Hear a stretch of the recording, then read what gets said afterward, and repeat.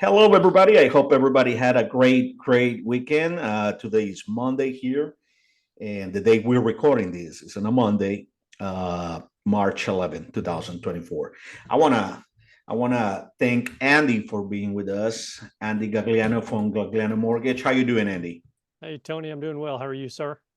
Doing fantastic, doing fantastic. Thank you again for being with us today. And we're Yeah. going to be talking about a few things about first time home buyer, what that means, and who, according to some of the federal law and some government agencies assisting the first time home buyers, who is considered a first time home buyer. But before we touch that subject, I noticed something interesting this weekend. From Friday till today, which is Friday, Saturday, Sunday, Monday, 4 days. Mhm. Here in Jefferson County in Birmingham, Alabama, Jefferson County, we have 69 new listings, new homes for sale, where the average lease is $360,173. Uh, the lowest one is a fixer upper, 18,500, and the highest one is 1,575. About that. Yeah. In Shelby County, we have 35 new listings in 4 days. The past 4 days, we got 35 new listings where the average price is 446,687. The lowest is 199,000, and the highest is 1,425. So together we have 60, 70, 105 new houses for sale in the last 4 days in Jefferson County and Shelby County. What do you think about that? It makes sense to me. What is part of the seasonality of real estate. And, I don't know if a lot of consumers have thought about this, but real estate is very seasonal, and we as homeowners say, well, oh, we'll put our house on the market in the spring. We've got some work we want to do to it to fix it up.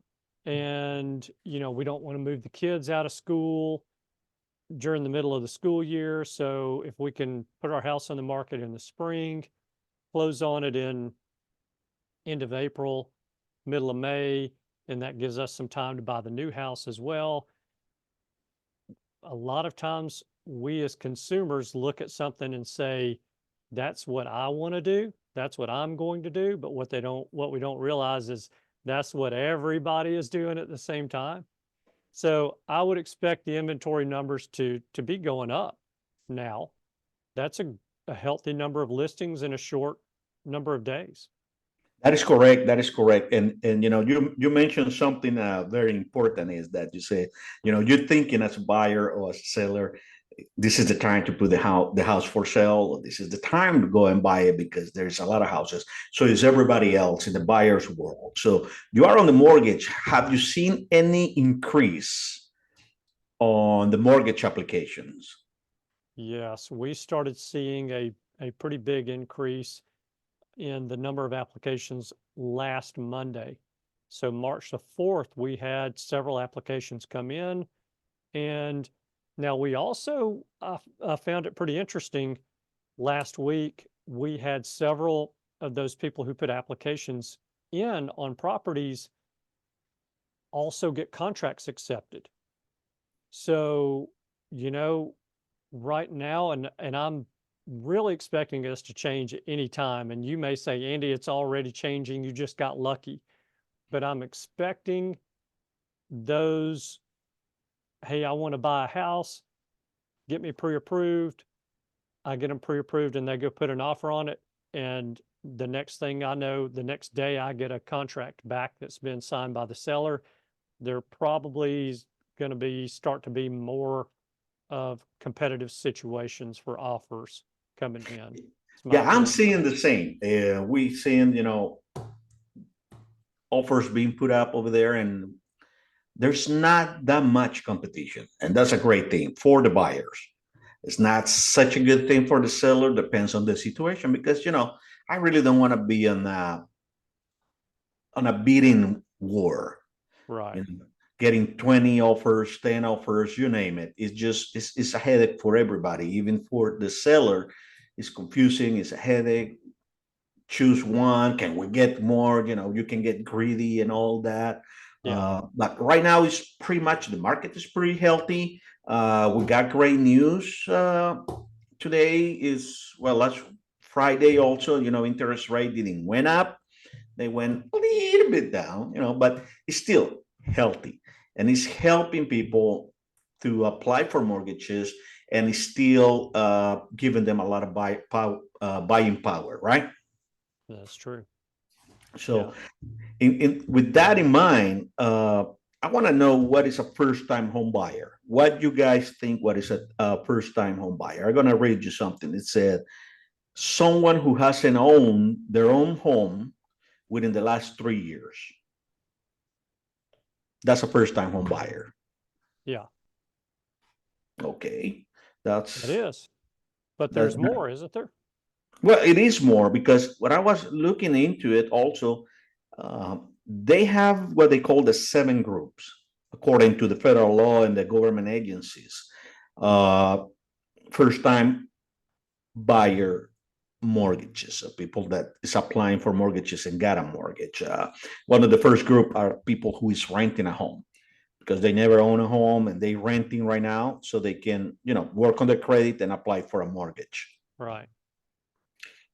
Also, we have homeowners returning after a gap, that 3 year gap. If you own a home before and you sold it, you whatever happened, and it's been 3 years since the last time you were on the deed of a property, you can apply for a first-time homeowner.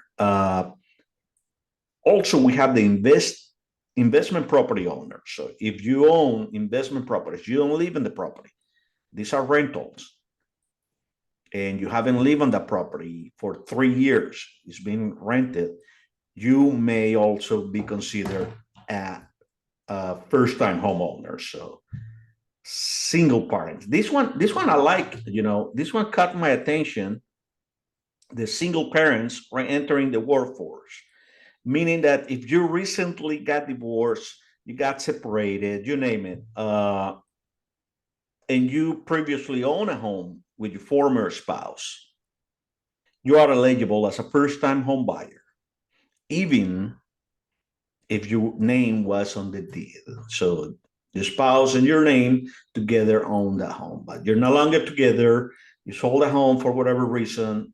I don't think, for what I'm reading and understand over here, the 3 years doesn't apply to a divorced parent to get the first time buyer treatment. Have you seen anything like that before, Andy? You know, I have not. I've not run across that to where that's something that I have submitted to an underwriter as a first-time buyer. And I I find that very interesting. That's one that I will definitely research, and I'll ask an underwriter about it specifically because, you know, that would that would help a lot of buyers out there. Yeah, I believe It, so too. You know, that would be a great help for a lot of buyers out there. So yeah. that is something that I will do a little bit more of research with the single parents. Uh, Also, they're talking about family caregivers who left the workforce. I need to find a little bit more about that because I'm not sure what they meant by that. You got any idea? So I've had situations in the past to where you have someone who's let's use aging parents as an example because it's a very common situation now. You'll have a husband and wife. One of them says, you know, your parents are elderly, they need some help. It's going to be a temporary situation. Maybe you have a mother or father who's dying of cancer. It's going to be a 6-month stint, so they take a few months off work to spend that quality time 100% as a caregiver to their loved one. And, they get to enjoy the last few months, few days of that person's life and give back to that person that gave something to them. So, I've seen that happen quite a few times. And really, it doesn't even have to be a husband and wife where one says, hey, spouse, you go take care of your parents. I'll take care of bringing in the money for our household. I've even had it for single people. Maybe it was a divorcee who just got to that point to where they're like, my dad's ill. He's got 3 months. He's got 6 months. I'm quitting my job. I can always come back and go to work. Maybe I'll use an example of a job that's in high demand right now, nursing. Yes. So, I can go get a job tomorrow as a nurse. Nurses aren't worried about being unemployed right now. So just to use that as an example, so I'll quit my job today. I've got enough money to live. My dad's got his pension coming in from the state or pension coming in from US Steel or whoever, and his Social Security. I can manage his finances, take care of him, and be there with him these last few months of his life. And so that's a good situation. And for somebody like that wants to liquidate their current residence, Yeah. they can do that. They Yeah, can live off definitely. the proceeds from the sale of their house while they're taking care of their elderly family. So a lot of different scenarios with that. Yeah, it's on a case by case basis. It Hmm. can be, we're just giving a general idea of what could happen, what can happen, who qualify, who doesn't. The other ones are mobile home owners. If you own a mobile home on a foundation that is not permanently attached, you can be considered a first-time home buyer. This includes homes that are movable or temporary. So when it comes to mobile home, is a little bit tricky certain things. Even if you have it on an attached foundation, if you haven't uh, you haven't give up title of that mobile home with the Department of Motor Vehicles, then it's going to be very hard to insure the title of the property, even if it's attached. But Right. if it's something that is movable and temporary and is not permanently attached, then you can qualify for a first-time home buyer. Yeah. Especially here in Alabama, we know we got a lot of mobile homes, a lot of mobile homeowners, and that maybe can give them start thinking about like investment, apply and qualify for a first-time home buyer, uh, get a residence, and they can rent probably that property, that mobile home. Absolutely. You know, you just try to give them some ideas. And the other one, the last one I have is homeowners with structurally unsound homes. If you previous own a home that failed safety tests and the cost of repair exceed its value, you are eligible as a first-time home buyer.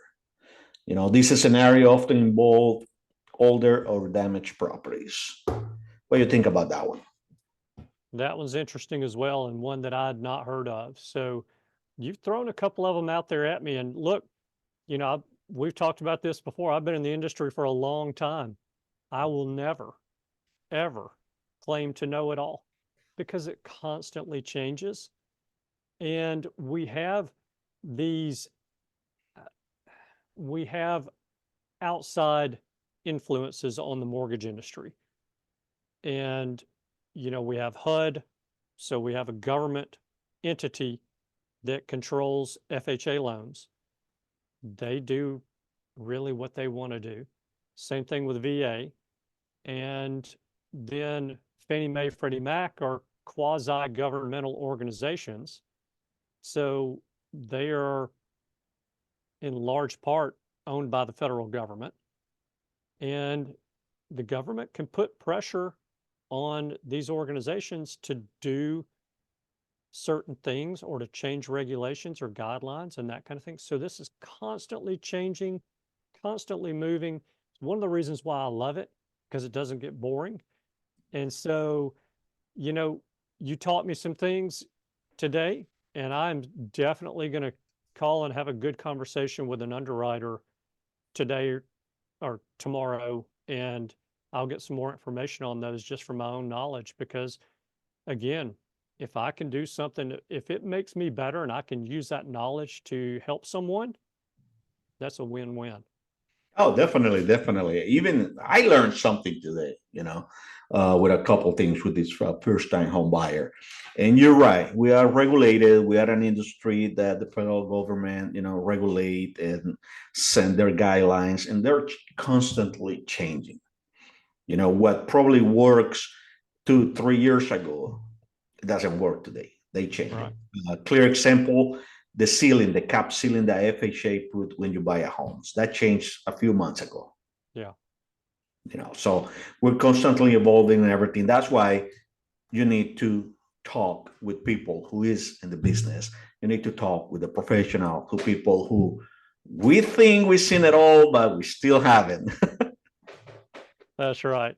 But the thing is, we're not ashamed to say we don't know. Let me check. I don't Correct. know. I'm not going to claim to know it. Let me check on it and get back to you. Yeah, I'll be afraid when I ask questions and someone always have the right answers, right answers, quote unquote. I'll be like, wait a minute, what's going on here? I trust more somebody who will tell me, I don't know, but let me find out for you. That's somebody who will create out of the blues an answer for any of my questions. Yeah. Well, Andy, it's been a pleasure having you here today. Thank you very much for being with us. So people wants to contact you with any mortgage problems, any mortgage issues. They want to buy a house. They need to get pre-qualified. How can they reach you, Andy? Yeah. So my number is 205-979-4412. I'm at extension 1. And I'd be glad to help anybody out, answer any questions that you may have. And just like I said, I won't lie to you or make something up.